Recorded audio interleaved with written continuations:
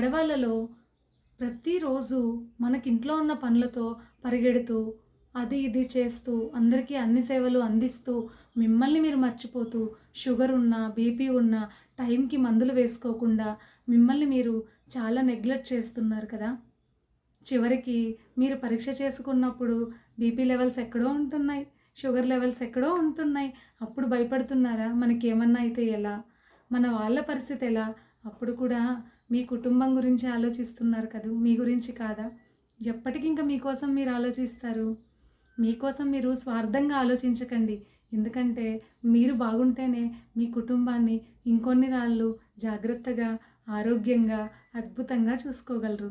కాబట్టి మిమ్మల్ని మీరు కొత్తగా చూసుకోవడానికి ప్రయత్నించండి.